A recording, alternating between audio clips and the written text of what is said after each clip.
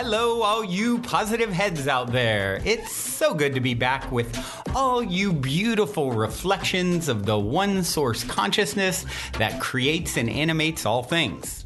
If you're new to this podcast, of course, we are super happy to have you here, and we just ask that you bring an open mind and heart to your listening experience and to be prepared to explore vantage points that I'm convinced will help shift or solidify your current understanding of the ultimate nature of reality. While listening, you'll be exposed to inspiring, empowering, and unifying perspectives that I'm highly confident will yield stellar results in your life if you opt to try them on for size. Also, at optimistic.tv, we have officially begun releasing the first few episodes of our new late-night style, consciousness-elevating video variety talk show, Optimistic, which features live visionary art, soul share interviews, retreat guests here at the Mystic Manor, as well as live musical performances. I'm also super excited to announce that we are currently making plans to release the rest of Season 1 on my personal favorite online streaming service. So stay tuned to optimistic.tv to follow the unfolding development of this exciting Optimistic expansion, as we'll be posting more info and release dates there soon. And in the meantime, be sure to check out, of course, the first few episodes at optimistic.tv as well.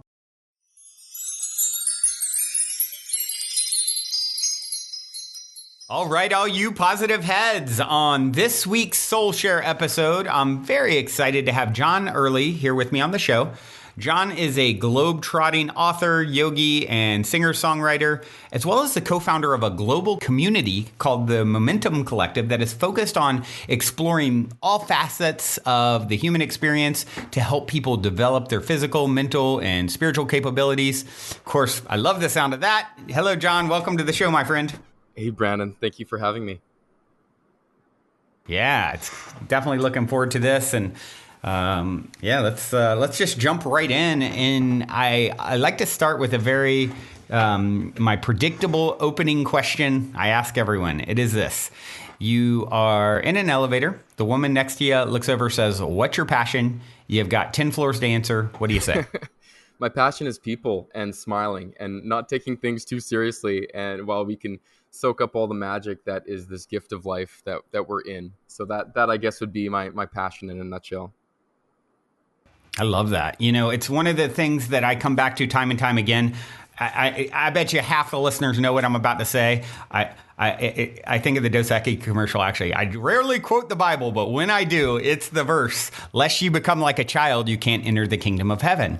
And I don't think the kingdom of heaven is this place necessarily referring that you go to someday if you're lucky and there's harps and you get to, eat grapes all day. It's like, it's a place in eternity, and we are in eternity now. So, and it is a state of being. I could be sitting next to you in that elevator and be completely in heaven, right? And someone else could be completely in hell based off of their perspective and where their focus is and how childlike they are or aren't being, right? So, I am with that. Perception is everything. It is. That's the one thing we have full control over, is how we view what's showing up and the story we tell around it, right? Exactly. And speaking of stories, I always like to get a little bit of a backstory from whoever is my guest on these Soul Share interview style episodes. And so if you would, whatever feels relevant to share as far as a backstory, so we know, how you got here. Great. So I come from a business background, actually. I was the hippie in business school.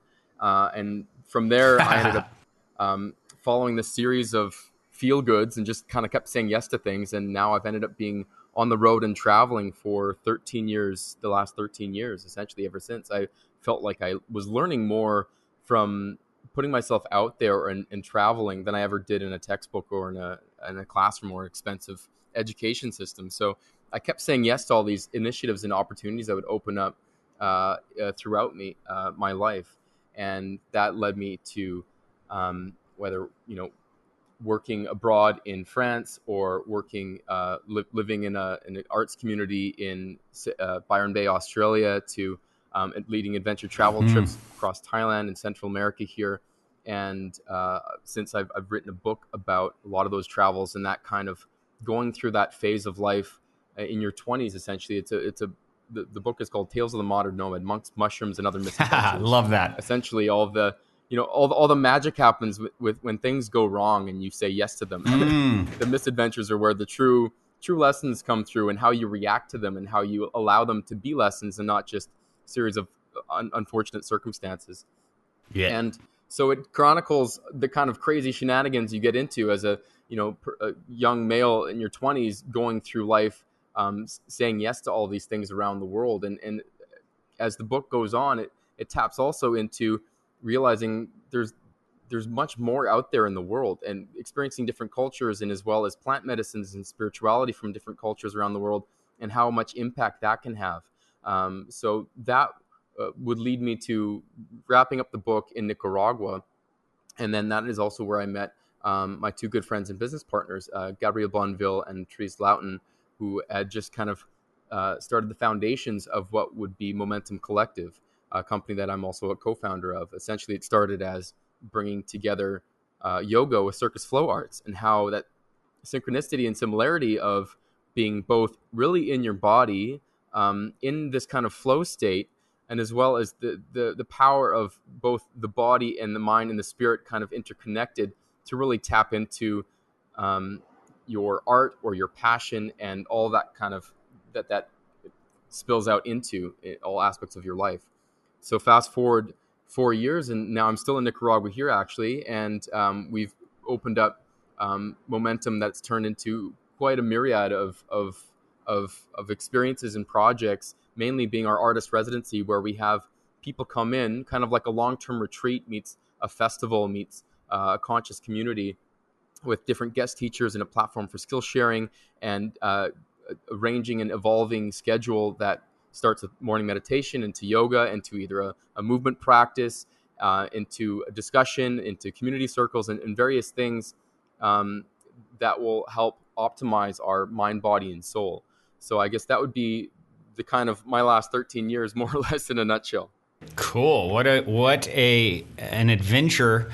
And I love how you said, the misadventures are when you say yes to the things you didn't plan on or didn't necessarily intentionally jump in head first and just see where it goes, and be open to the lessons that can unfold from being comfortable outside your comfort zone. Yeah. It's really that ability to say yes to life. I instantly thought of the book, The Surrender Experiment by Michael Singer. Are you familiar with it? I'm not. Oh, it's great. Michael Singer's a business guy who early 20s got really into meditation, and he just basically realized in his early 20s that he just wanted to go into the woods and meditate. And that was like nothing compared to it for him. And then he started, what started happening is he started paying attention to the universe sort of prompting him to do other things, invitations to do other things, and that he really didn't necessarily want to sign up for, but it was obvious it was like beckoning him in a way, So he decided to start surrendering to whatever seemed like wanted to flow and come his way. And it ended up leading him out of the woods to, ultimately running like a, $1 billion company, and all, this whole journey. The whole thing is this journey of surrendering to what, life wants to sort of flow through him, and of course finding his way not to compromise himself in the process. And it's just a very, he also wrote a book called The Untethered Soul, which is one of my favorites. It's just brilliant. And right, I've heard that one. Yeah. So he's like this epic spiritual teacher who, the Surrender Experiment you would definitely appreciate, and that's sort of what comes to mind as soon as you suggest saying yes to what's popping up. Absolutely. I love that. And that for me is how life has evolved. I mean, that's the process of natural evolution and selection and all these things of, like, often it's these mistakes that happen. And then if that works in your favor, then you do it more. And then other people follow along and do that more too. And then it gets passed down. And then that's really how you get these niche characteristics and different instincts and different things that come up is like when you are open to seeing the possible benefit of when something doesn't go as planned. And so for that to me is really the essence of this diversity, this gift of diversity of life that surrounds us every day. Yeah, really. I often say life's what happens when your plans don't work out. And yes, exactly. And when you are super attached to, super attached to how things need to show up, that's a sure recipe for, for being in hell, not being in heaven. And exactly. Strict plans create restriction.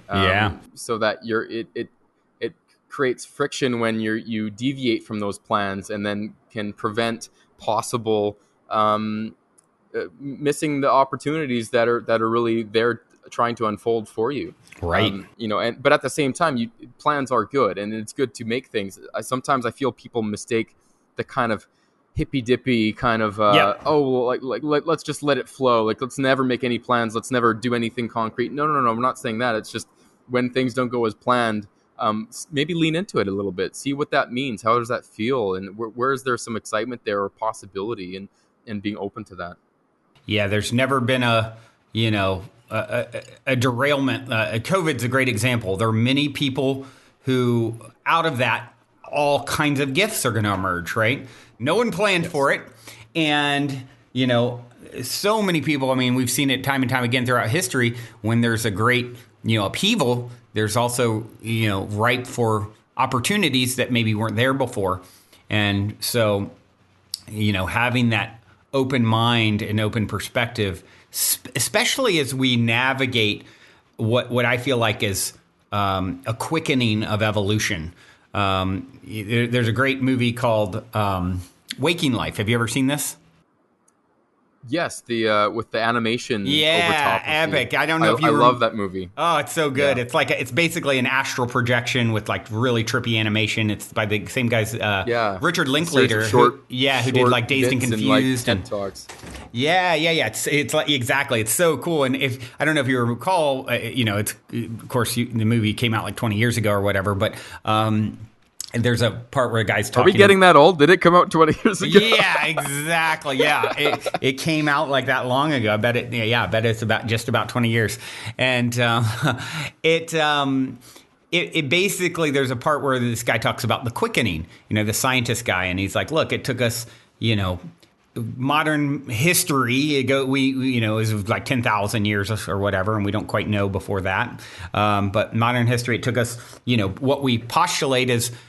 Modern man, they're saying, 200,000 to 300,000 years is what we have evidence for. So 200,000 to 300,000 years just to get up to recorded history 10,000 years ago. That's a big, or even before that, we were, or during that 200,000 to 300,000 years, they think man was, for hundreds of thousands of years using the same wooden, the same, makeshift axe and the same, not a lot of development. And then finally up to, and of course there's arguments that there was all kinds of high technology and stuff somewhere in there or even beyond that, who knows, but there's certainly a phase of rudimentary tools and things like that was stretched for a very long period of time. Then you get to modern history finally, 10,000 years ago, right? So then from there, that was a long gap, and then from there to the Dark Ages. Well, that was 1,000 years ago. So you had a much shorter gap from 10,000 years ago to 9,000 years ago, right? And then also from the Dark Ages, the only de-acceleration I feel, because I feel like humanity kind of dipped there with the lack of art, the lack of philosophy, the lack of things there. So for me, that was a period of de-evolution, I would call it. Yeah. Well, I mean, I guess there's an argument for that. I think he was arguing like, okay, this is where some more modern tools came out, like using, steel and things like that, and then you get to, but that was from 10,000 years ago to 1,000 years ago, so a much smaller gap, a quickening and evolution from that perspective, anyway. And then from there to the industrial age, right? Industrial revolution, 700 600 years or 800 years, whatever it is. And then from there to, the nuclear age. And then, now we're getting into, it's just these shorter and shorter gaps where, it talks about, he talked about like we'll get at some point this the singularity, the singularity, right? Where evolutions that would have taken 1 billion years to happen in an afternoon, this sort of exponential 1 turns to 2, 2 turns to 4, 4 turns to 8. You get this exponential growth, and so as that continues to unfold, and I believe certainly some level of that is happening with our evolution as modern man, and I view COVID sort of as this chrysalis sort of experience for modern man, and so we're in uncharted territory in our evolution, and people talk a lot about in the spiritual community, this idea of ascension, and so we're on this ascension path or this quickening of evolution path, and we're going into singularity, all these things that are talked about and there's evidence for. The only thing we can count on is to just be open-minded, and if we're on the ride and we don't know necessarily where it's going. So I think my point is it's more important than ever to have your attitude about, the adventures ahead. Like, okay, I don't fully know, but I'm going to say yes. I'm going to lean into it and trust the mystery, trust the process of that's unfolding. Yeah. And for me, that's the interesting thing there is this is particular to human consciousness and humanity.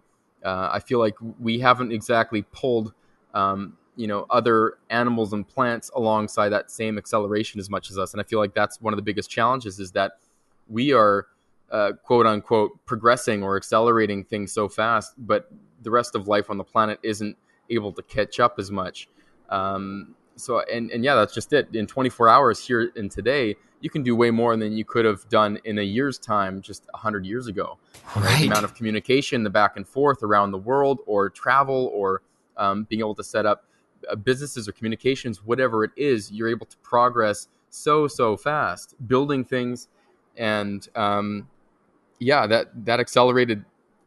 Even in our minds, I feel like that's where you need to have a strong meditation practice, spiritual practice, so that you can find a way to combat this acceleration of life as well as in our minds, so that we don't feel like our minds are racing as fast as life seems to be going or wanting to project to go, so that we can make sure that we're on the ride, but capable of keeping our perception balanced with it and not just spinning our tires in our mind as much as our spinning our tires in the mud here as well. Right. And I've also looked up Waking Life. Yes, 2001. It was 19 years ago. Oh, so I was 1 year off.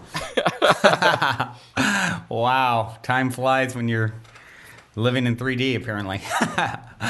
Exactly.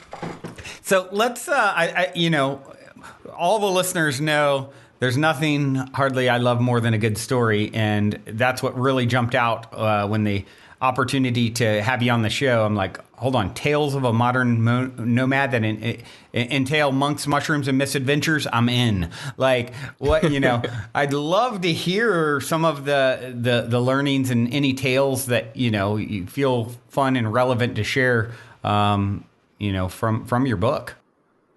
Great. The book definitely has no shortage of shenanigans in it. And like I said, it's definitely a mix of like what happens when a young 20-year-old travels the world and feels that freedom for the first time, and all the kind of craziness that can come from that. And then mixed with, as time goes, like, oh man, there's got to be some more to this. There's got to be a bit more happening. And then, near the end of the book, I've got a chapter on Peru, essentially. It's called The Peruvian Prescription, and it dials into my experiences working with some medicine men, as well as the shaman in the Amazon, and a series of ceremonies with working with Mother Ayahuasca. And I guess maybe one of the stories from there would be the most relevant. And it turned into being one of the most powerful, I guess, few words of advice that I've ever had. But it started with going up Machu Picchu for the first time. And we had some good connections. I was working with Free and Easy Traveler at the time, a kind of a group travel, and we had a connection for a young medicine man And we wanted to go with a local. We didn't want to go with, just the typical tour guide or someone. Right. And so when we reached out to this guy, he's like, and mainly in Spanish too. He doesn't speak much English. In Spanish, he's kind of saying, okay, I'll take you up Machu Picchu, but I'm going to give you my version of the story that's been passed down to me from my people, not necessarily what the tour guides say or are supposed to tell you, with the focus on like the American that found it and whatever. No, I want to tell you about my people and why this is such an important site to us. So the article in that story is called the Fifth Dimension of Machu Picchu. And so we're up there, and he's giving some great insight and talking a lot about the magic of this place and what it means to them. And you're there, and I mean, you see all the photos and all the things, but really the presence there of have you been up to Machu Picchu before? I have not. It's definitely on my list of to-dos. Definitely. The energy there really is something spectacular. It's just this precipice, and you only see it really from most photos from one view. But really, if you look down on the other side, you're really on this pinnacle that is surrounding this valley that's almost 360 degrees kind of around, especially when you walk up the mountain Machu Picchu that overlooks the piece there. And you can't help but feel, oh man, something special is here. And especially when listening to our guide talk about how the mountain out front is the antenna, because they would send their prayers up to the heavens. This was a place for communicating and transmitting energy and communication to the cosmos, and communicating and getting these downloads, and as well, we passed this giant kind of a granite rock up on our walk up Machu Picchu, and you might not have noticed it too much before, because there's beauty everywhere and different rocks. And he kind of says, this is the heart of Machu Picchu right here. This is where all of the negative energy, negative ions come in, and it comes into this one piece, this one rock right here. And this is one of the reasons why there's such a clean and powerful energy here. And so these little bits of insight that, again, you wouldn't get from a textbook and things. So we're out looking out across this amazing architecture and things that were built there. And you can't help but notice the complete precision of all of these rocks that were put there, and how the rocks got up there, and how they could, using such ancient technology, how they could cut these rocks. And so he starts saying, this place was built in the fifth dimension. And we're kind of going, okay, like, okay. And at first in my mind, I'm kind of like, okay, I get it. Like, it's up and down, left and right. And, there's different, like, I'm thinking more the layers of the construction. Right. And then, so I finally asked, like, okay, like, what do you mean? What do you mean fifth dimension? Like, what do you mean it was built in that fifth dimension? He's like, oh, well, that was the dimension where we were able to speak with the rocks and the plants. Oh, wow. And just kind of like, okay, wow. He's like, well, that's the only reason why we were able to know where to cut the rocks, communicate with them, to know how to get the precision and move things in a way that they were able to move with us, and that kind of thing. And all of a sudden, you start going, oh, wow, that is a technology we have long forgotten that we need to bring back in. And so, I kind of raised my hand in my limited Spanish at the time. I kind of go, okay, disculpe, en otra pregunta. I have another question. Like, so how do we reach the fifth dimension? Like, how do we get back into that? And thinking it was, a pretty rhetorical question, he gave me what I feel is a perfect answer for such an impossible question to answer. And he kind of takes his time, and he kind of closes his eyes, and he kind of goes, okay, to reach the fifth dimension, open your heart and observe. And that for me has been one of the most powerful mantras to come back to time and time again. The simplicity of just being still and coming into our heart, allowing that to open, and allowing whatever observation and communication will come through from that simple practice. And that for me was one of my biggest takeaways from all my years of travel. Wow.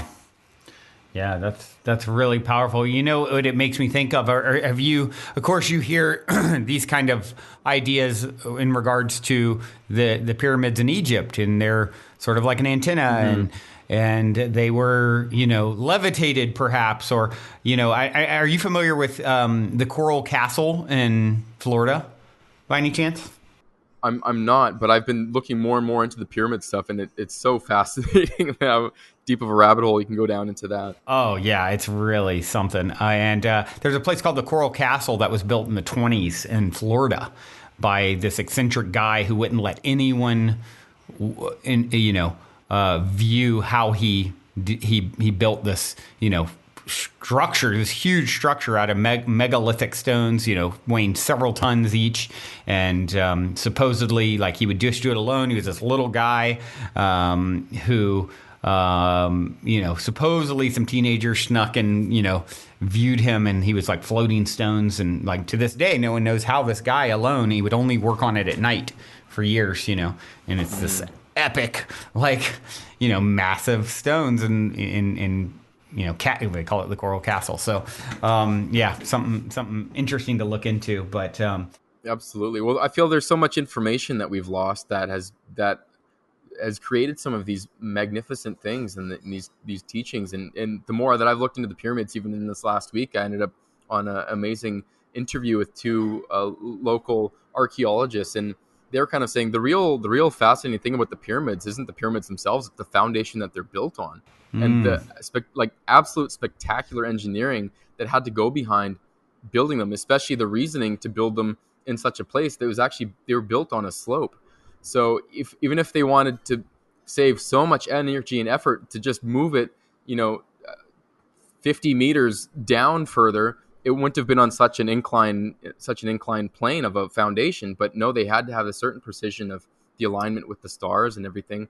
And to move these massive blocks to just build the foundation on this is something that continues to baffle them. They were saying how, there's all these different theories of, moving them with logs and rollers. But when you start getting into 20-ton giant rocks, like, you will crush anything that isn't, completely like modern age steel, stainless steel. And so there's so much more to the history of mankind that I feel like we're giving credit to. Yeah, for sure. And it's going to be really interesting to watch as it all sort of more and more of it comes out, I think there will be ultimately, the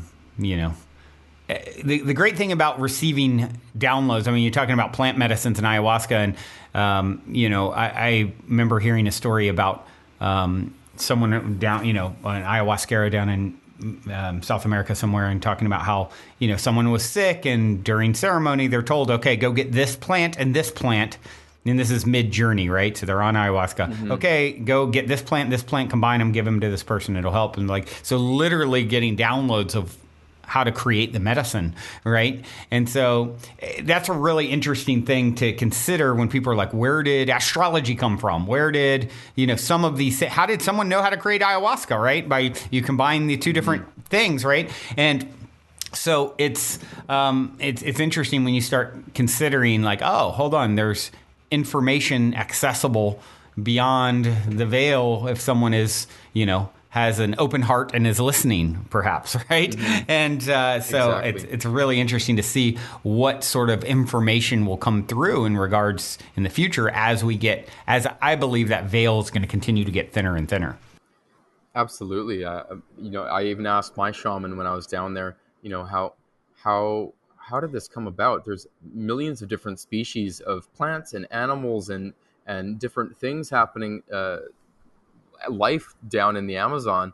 Right. And the first thing he says, of course, like, oh, the plants told us, of course. Like, yep. And that's even like, it's baffled people that have looked at ayahuasca because it's one of the oldest medicines known to mankind. It's thousands of years old. And especially it came up around sort of the same times in very remote tribes all throughout the Amazon basin. So it's not like there was much communication between a lot of these tribes that were so separated by distance and mountain and jungle. And then this medicine to connect with nature has started popping up throughout Peru and Colombia and Brazil. And so I feel there's this connection with nature that we are losing. I feel like there's part of it that's opening up again, but for the most part, I feel that there's this polarization of embracing technology and modern age to the time that we're forgetting the magic of how we came about in the first place, of through this magic, this gift of being really connected with nature. Yeah. Yeah, absolutely. And it's one of those things where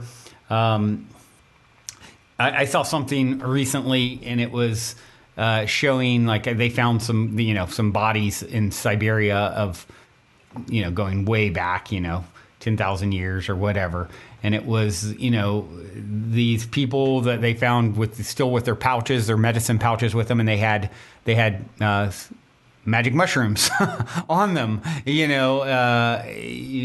from 10,000 years ago. So it's like these tools are not at all new to mankind, apparently. Mm-hmm. Yeah, I remember that article coming out. I think it was through National Geographic. They'd found Right. essentially like a shaman from thousands of years ago with a kind of a fox snout made pouch. And in that pouch, they found, elements of, I think it was like hashish, and then it was a bit of ayahuasca kind of bits, and he had coca leaves, which they've been chewing for years for altitude sickness and also to get that bit of a buzz, which coca is from cocaine, and it was clear that this person or cocaine's from coca, right? Like the coca leaves are once they've been like sort of twisted into cocaine is like the leaf itself is actually not that harmful, right? No, not at all. And yeah, that was what we were chewing all the time to help with the altitude sickness, and it give your mouth a little bit of a numbing feeling. And even working with our medicine man there, he asked us to put some coca leaves in our at the bottom of our shoes, like inside our shoes and in our socks, to help us ground and kind of connect as well. And we had a few different practices of picking 4 leaves and holding it and putting the intention with each one, and all these different practices to keep that intentionality and connection with nature. And cocoa is definitely one of those powerful plants. Same thing, he was doing a tobacco cleansing. And these are two things that for us, we see as like evil plants. They've been kind of perverted or twisted. They've been totally perverted and twisted, because tobacco is one of the most powerful plant medicines we actually have on this planet. And it works so well with peyote and with ayahuasca and these different things. It's one of those things, but once you start throwing enough additives and process it enough and then consume it in a way that's meant to just kind of like give you a quick hit or kind of whatever, then you're losing that connection with the reason the plant's there to begin with. Right. You're losing your connection with the essence, the spirit of the plant. Mm-hmm. I think that's a really interesting thing about ayahuasca, how many people have an experience of connecting with, grandmother ayahuasca, as many will put it, mother ayahuasca. I think you even said it's like this feminine energy that is the soul of the medicine that actually comes through in a tangible way and communicates with people. It seems like a very common experience. Absolutely. I've been fortunate to work with Mother Aya, about eight different ceremonies throughout Peru and Nicaragua here. And each time you can't help but denote that there's this special presence that you don't get with other plant medicines, especially with like, smoking weed or LSD or mushrooms. There's an added guide along the way.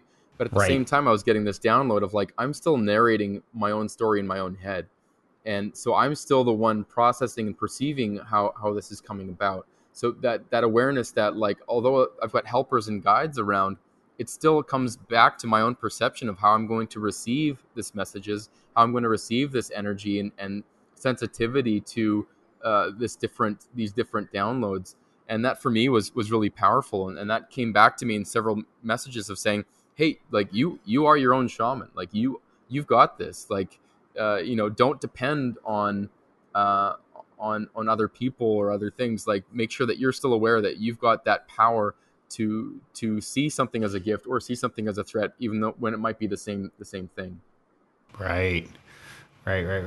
So on all your journeys, I mean, is there any story that sticks out to you that was like, you had mentioned misadventures, things that you certainly weren't signing up for that then, you said yes to, that do you have a good story up your sleeve to share that takes us on one of those misadventures?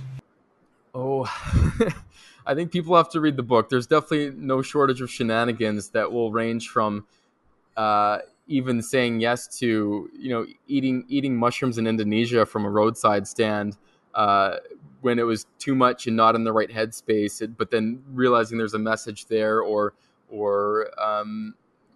accidentally going a little bit too far with what I thought was an invitation by a monk to see his place that ended up being a bit more of a sensual massage than was expected. So there's no shortage of some fun and silly stories of going, okay, is this a monk thing? Is this is it me, Right. or how did I get myself into this situation? Right.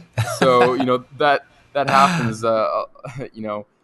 When you're on the road, because every day is this kind of adventure when you're always putting yourself in this state of uncertainty and trusting the magic of being comfortable being uncomfortable when you're traveling.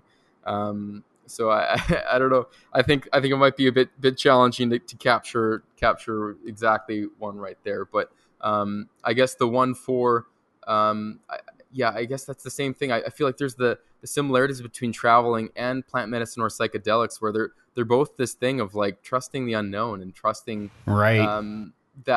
that you are your own guide in the end of it. You have to trust yourself to be able to get the most out of your travels or out of your journey. And there's a reason why they call them both a trip. So it's sort of it's Right. been the biggest lesson for me, especially because a lot of my travels have been on my own, is that I have to trust that I'm going to be my own guide, be my own translator, be my own friend, and my own uh, place of reason and place of entertainment, or make myself laugh when needed. And that for me has been one of my biggest takeaways from all of my travels is really building that relationship with myself and that trust. Because I feel the same thing when you're traveling. It's just like we're talking about life acceleration. If you're traveling with one other person or even with yourself, you're going through this accelerated thing where you know, if you're going to have a partner when you're traveling, a week together on the road, especially in a third world country, and you're on trains and in like dingy kind of like hostel areas and whatever, you will learn so much more from that person in that week than you ever would in months and months at home when you're only seeing each other when you're clean and you're kind of Yeah. you go home when you want to go home, and you're not getting sick and all that kind of a thing. So for me, I've learned so much that way. And if anyone's ever considering getting married, I just tell them, well, just go for a month backpacking together first, then we'll see what kind of quality your relationship is. That's a great piece of advice. And and be wary of monks who are up to monkey business. Absolutely. So Wisdom can come from so many different ways, and just because someone's wearing something or has a title doesn't mean that they're, it's again, trusting your intuition for situations. This is another powerful lesson.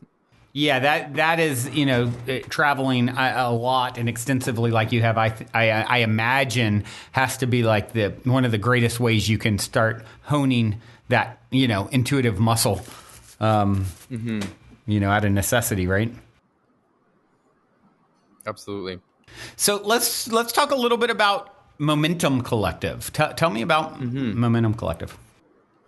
Yeah, so we've just wrapped up our essentially an 8-month season. Our last season involved a 2-month residency in Indonesia and Sumbawa, 2 islands east of Bali, and then we went from there to Guatemala.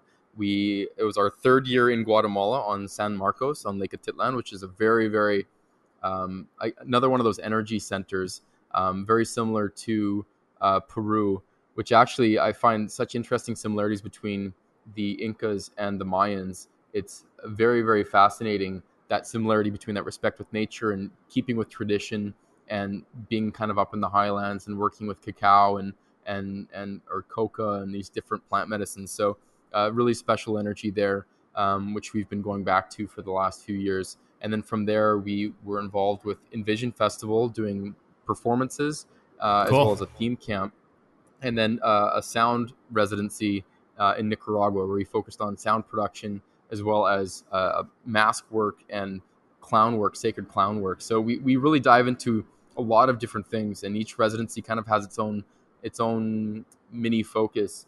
And so it's really what it comes down to is the magic of what happens when you bring creative people together in a new way to share information. And for me, the big takeaway is also what happens when you have guest teachers and students kind of sharing space and sharing lessons in a way that there's a teacher student singularity. You're both the teacher and the student in the same day. Yeah. And so you're also, you're not just at a retreat where you just listen to what the guru or the teacher says all day and you just take notes and kind of whatever, but you're sharing that space and sharing that platform so that every person is allowed to have their art to be showcased, their leadership or their passion to be highlighted. And so that for me is some of the real magic of that comes out in these residencies when you allow that space for people to be heard and to be seen and hold space for that. Yeah, very cool. Yeah, I was part of, actually, we were connected through Samantha Lotus, who's on the show from time to time here. And people are very familiar with her. And then I met her originally at Superhero Academy years back, which had a camp at Envision. And we did this whole thing at Punta Mona before Envision. So that's interesting. You were part of a theme camp as well, you said, or you guys created one? Yeah, we've been running our Momentum theme camp at Envision the last 2 years, and as well as leading some of the main stage performances, and on Luna stage the performances alongside Closey and different artists. And Cool. Funny that you mentioned Superhero Camp. I'm good friends with Mark Angelo. He was actually on our Momentum podcast not too long ago. Oh yeah, he's great. Great human. Yeah. He's been on the show several years back, and he's an awesome guy. Mm-hmm. Yeah, so we're still trying to, as the whole world tries to grasp what's happening for this time ahead, we're also planning our future season and what that will mean. And obviously, it's quite a challenge not knowing what countries are going to open, if there's going to be a second wave of COVID, and all of that. But it's clear that there's a demand for people to live among like-hearted people in community. And I say like-hearted because it's come to my attention, the like-minded can be maybe too much of a monoculture. You do want some differences in opinion, but you want like-hearted. You want people that are there with that intention and with that ability to open up. So I like to use the phrase now, like-hearted people coming together to share creativity and inspiration. And in the end, for us, it's really seeing everything as art and how we can truly shift the world through art. And whether that art is a yoga practice, or whether it's through aerial silks, or whether it is through a capoeira practice, or through sound healing, whatever art, like seeing more and more this power of art. And one of my favorite quotes that I've come across recently is, art is not just a mirror to reflect the world, but art is a hammer with which to shape it. And so that's been kind of our mantra for Momentum, is how can we create true transformation individually and collectively through art, and highlighting each person's individual passion in art. And for me, community is the way to do that. Community is the new Buddha. It's the new education. It's the new way to share information. And that for me is diving more into the history of humanity. That's how community is how we've evolved. We've evolved through our coming together, through living together. And even when we were hunter gatherers back in the day, the more information that I've been trying to research on, it shows that part of the reason why our brains suddenly shifted and grew so quickly, and our cognitive ability was suddenly, as we started to move and live with more and more people, we had to create bigger memory banks to try and make the connections with the relationships that we had with people within the community, not just our relationship with other people, but how are those two people related, and do these two people have a family together? And also, as we created these trades and things, you'd go, okay, so you watch my kids, and I'm going to go and hunt and gather some fruits, but I'm going to come back and we're going to trade. Like, I'm going to get my kids back. And through these transactions, we had to create a past, present, and future so that we could understand and make these plans, I guess. And that kind of thinking started to rewire our brains. And all of this comes back to community. So for me, our evolutionary path has been paved through community. And for me, that is what's going to help accelerate us towards our highest self and towards this awakening, is coming back to that gift of community to do so. Yeah, absolutely. It's I this last year of my life has been a full blown experience in community here at the Mystic Manor, where we've done retreats and just lots of workshops regularly. And of course, prior to COVID, anyway, we had to kind of halt all that stuff. But definitely has been. I feel like the future is all about coming back to community. We spent years and years in our evolution where it's like you said, we would share. We were hunter gatherers. We would share fierce egalitarianism where we shared everything and would work together and live in kind of tribe. And then, farming descended upon us, and then it became more hierarchical. Oh, okay, I actually own this plot of land. We're not, moving all around all the time. So I need to make sure I know who my children is so I can, pass it on to them and create this legacy and it all. And then next thing we start building square boxes that, next thing we're like, surrounded by other square boxes and we don't even know who lives in the one next to us. And so, I think as part of our evolution is coming back to what's natural for us, which, is community and is connecting. And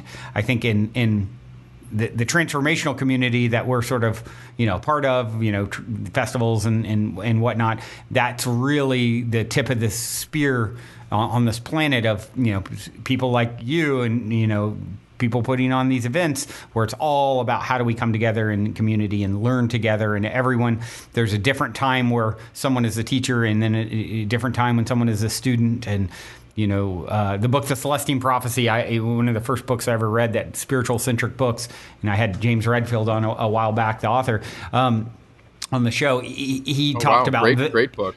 Yeah. He talked about in that book, how the future is going to be all about, learning how to read the energy of the gathering where, this person sort of is the answers coming through, the talking stick, they're lit up from source with, the puzzle piece in this moment, and how our where we're going to thrive most is learning how to read that energy. And it's not just like, I knight you, the leader, and you always are the only one that has anything of value to say. And you know what I mean? It's going to be more of a shared experience that, ultimately leads to, more success and thrival, for mankind. One of my favorite takeaways from Celestine Prophecy is tapping into how you seeing energy through finding the beauty and the art in it. So looking out at a space and seeing the beauty and appreciation and inviting gratitude in. And that for me is one of my favorite practices to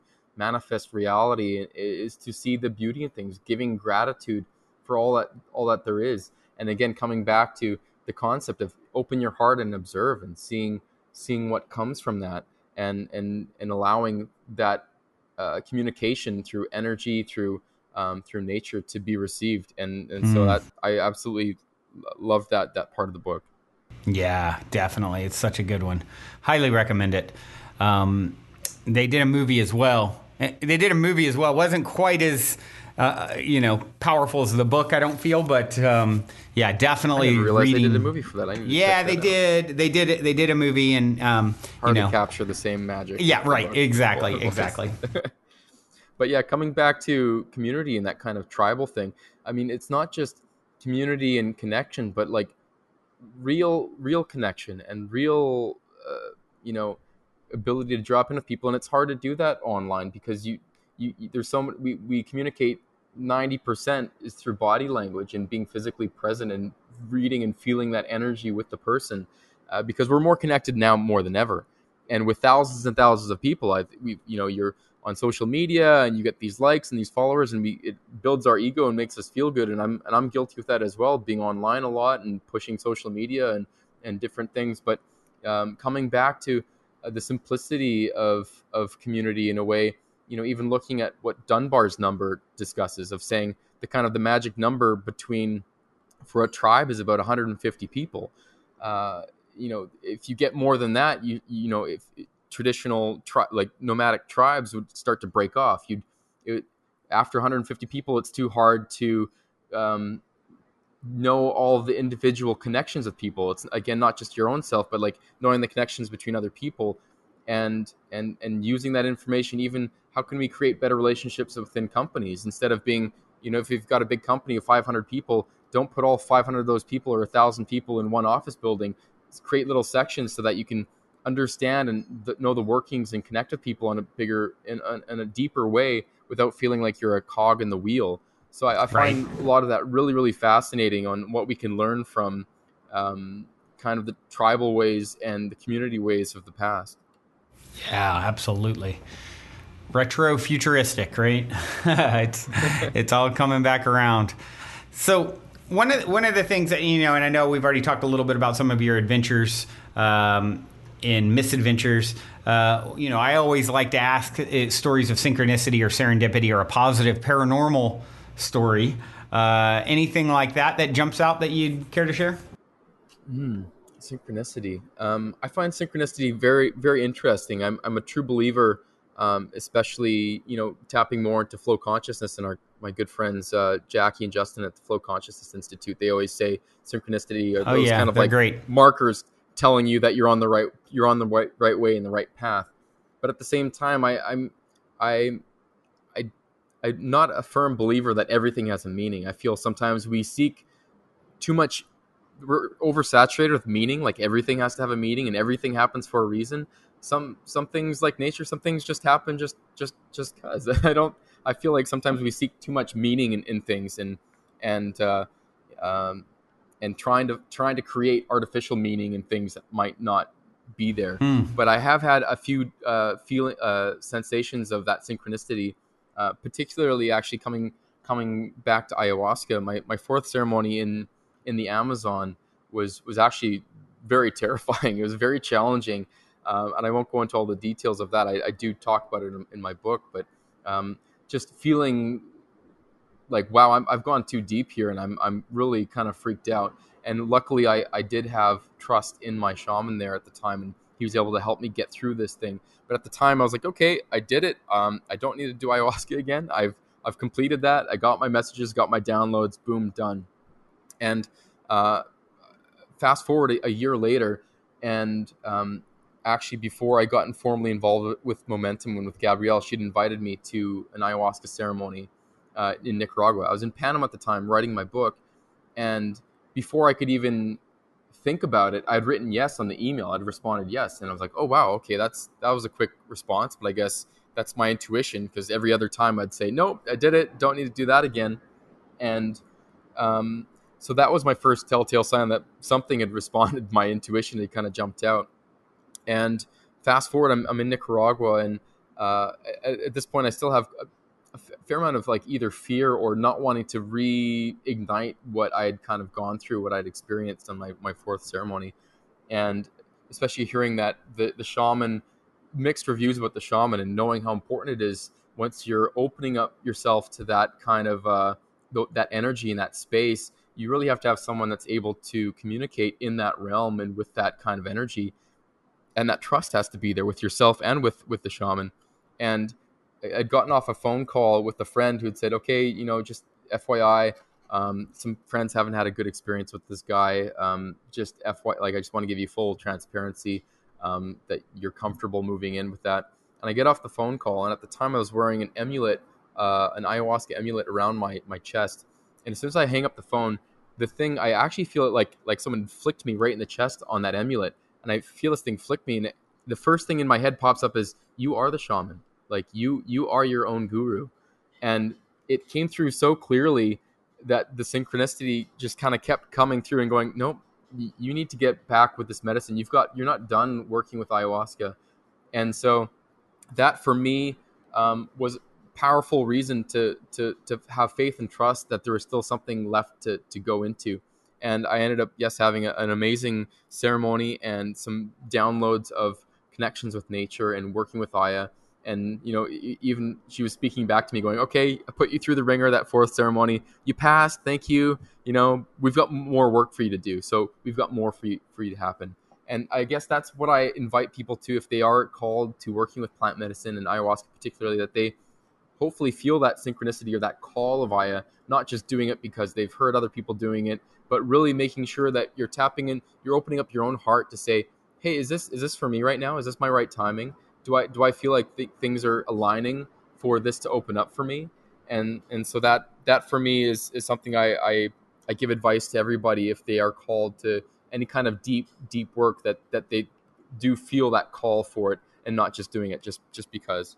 Yeah, I'm with you. I've done it 6 times myself, and I do feel like I'll do it again at some point, but it's been a couple years, and I don't feel like it's something I need to run out and chase this time, honestly. And I've gotten and that's great, lot from knowing that you've kind of had it. I've had some friends as well that have been like, I did another ceremony with Aya.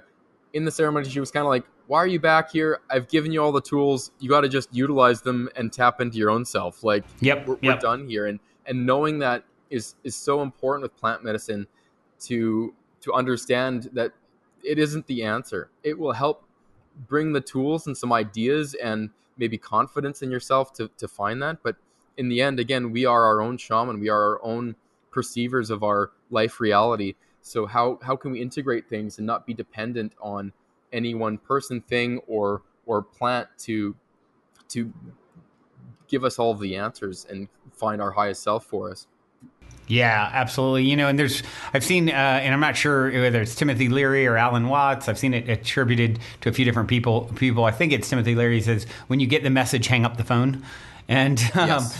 And so I think there's a lot of people who kind of fall into this sort of perpetual healing, and I need to constantly be in this healing cycle, and we are addicted to healing. That's what I'm convinced these days. Yeah. The New Age spiritual class. Yeah. We are, and then that mentality makes us feel like we're always broken. If we're always seeking healing, that we're giving a reason that we're always broken. And so why are we chasing this concept of healing? Let's find ways that we can uplift and engage and tap into our highest self, but not in a way that makes us feel like we need healing, or that we giving reason to the justification that we are broken. Yeah. I always put it, we're perfectly imperfect, and no matter how far you go, how much you attain, there's always going to be a next level and expansion, and that's part of what the wonder and magic and beauty of what we are in Source is. Source is infinite.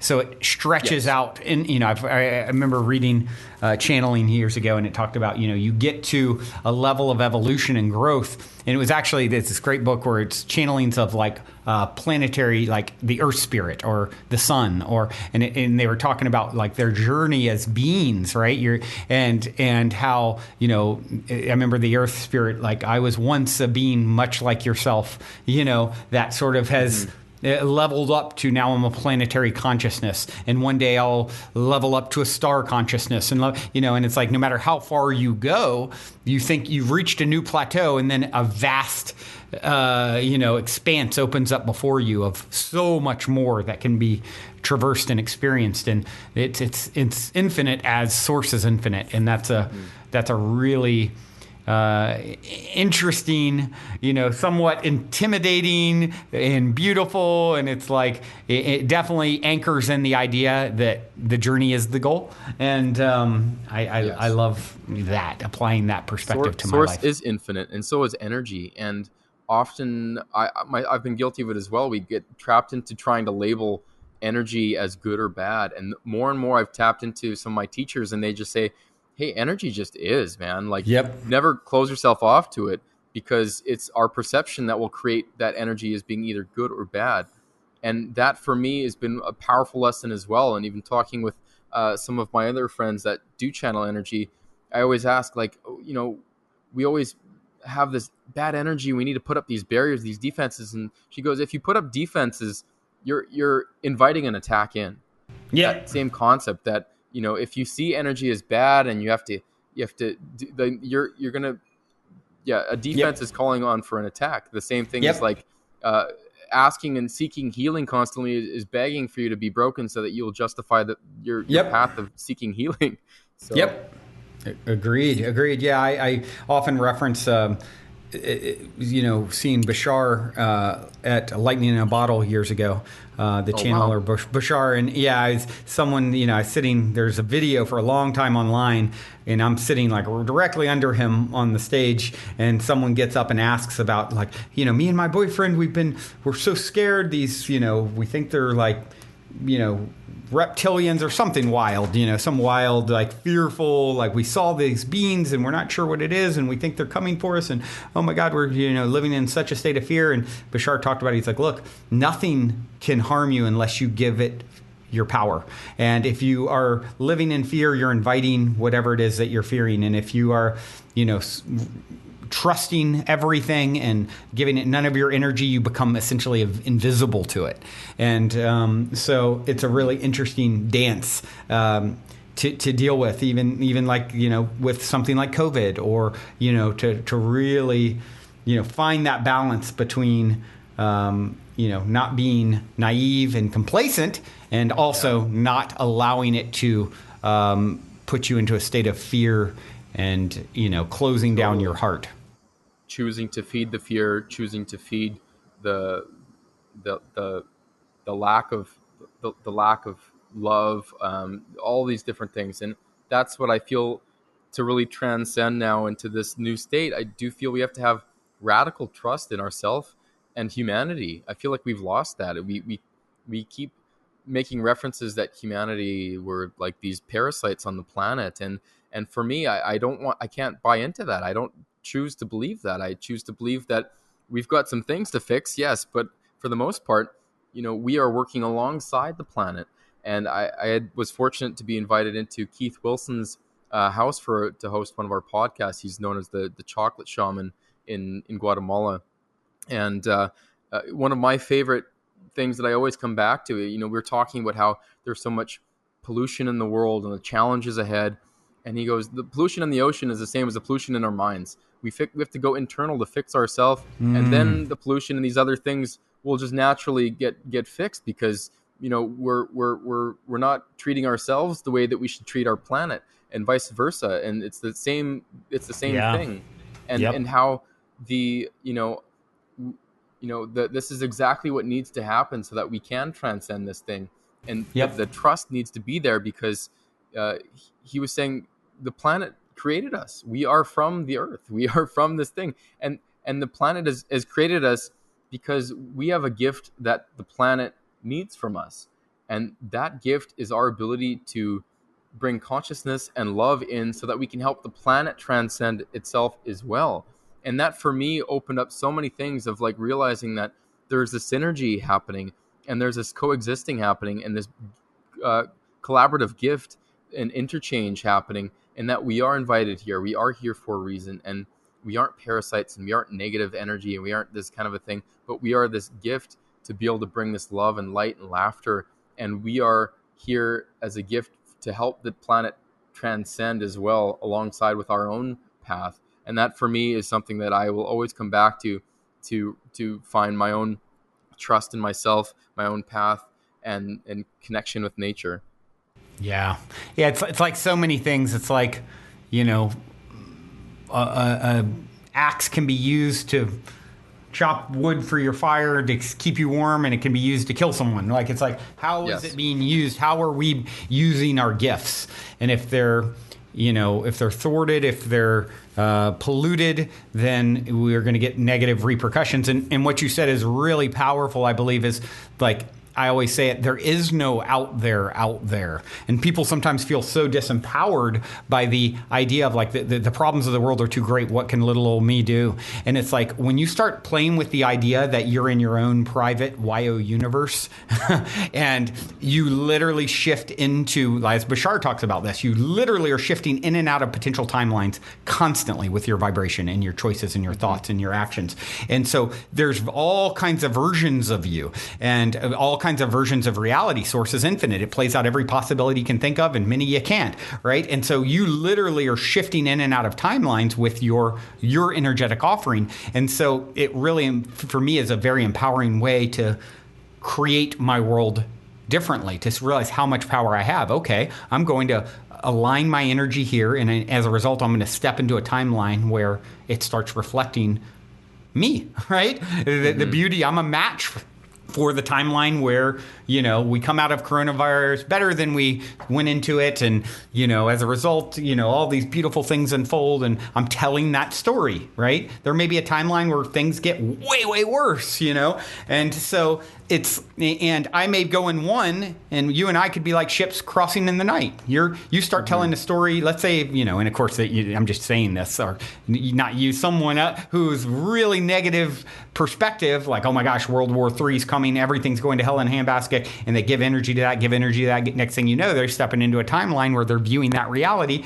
Meanwhile, we've stepped into a timeline where things are just ascending and blossoming into, this beautiful utopian society. And I believe Source has all of these choose your own adventures, and you navigate with your own vibration. And so it really it changes your perspective on sort of being subjected to, this great big world out there in a way, right? Subjective consciousness, for sure. It's we really are, the consciousness and life is accelerating whether we like it or not, and that's just it. How are we going to choose to go with that acceleration? I mean, even 400 or 500 years ago, we were just figuring out that the world isn't flat, and we are going around the sun, and there's so many things that we've just discovered in the last 100 years. And I feel as we accelerate, there's so many more things that we are just realizing that we're uncovering, whether that's through the interdimensional play that is taking place, or different things of the mind and the power that holds. And so I feel, we're living in one of the most exciting and accelerated times to be a human right now. And, embracing that with trust and faith and love and gratitude, so that we can continue to shift forward. Yes, absolutely. Absolutely. Well, this has been so cool, John. You are such an inspiration, my friend, for those who want to continue to follow your adventures and misadventures and all the wonderful things you're birthing into the world, Momentom. What's the best way for them to connect? Amazing. Yeah. My personal website, as well as information for my book, can be found at johnearly.ca, as well as on Instagram at John T. Early. And for Momentom Collective, we would love to connect with people and get some more people involved with our community and our movement. Momentomcollective.com, as well as you can check that out on Instagram and Facebook and the things. We'd love to, have more of these conversations and connect with more people to allow art to continue to transform our perspective and the world. Absolutely. Well, you are definitely doing amazing work, and I'm so appreciative of this opportunity to connect. Look forward to crossing in 3D at some point, perhaps down in South America, or perhaps here in Venice Beach, where I'm located. And until then, I do have one final question for you, and it is this. In 60 seconds or less, what is the meaning of life according to John Early? Little cliche for you. The meaning of life is to take things as a gift, and along with that, not take things too seriously. To reach enlightenment, we need to lighten up. So how can we create laughter and lightness, curiosity and play into our lives so that we can celebrate this gift? And that for me is coming back to how we opened as well. That childlike wonder, curiosity, and love. Let's continue to come back to that and open our heart and observe what will then be created from that. Hear, hear. Oh, this has been epic. Thank you, my friends, for listening, tuning in. John, thank you once again for co-creating this episode with me. Until next time, all of you out there listening, journey well.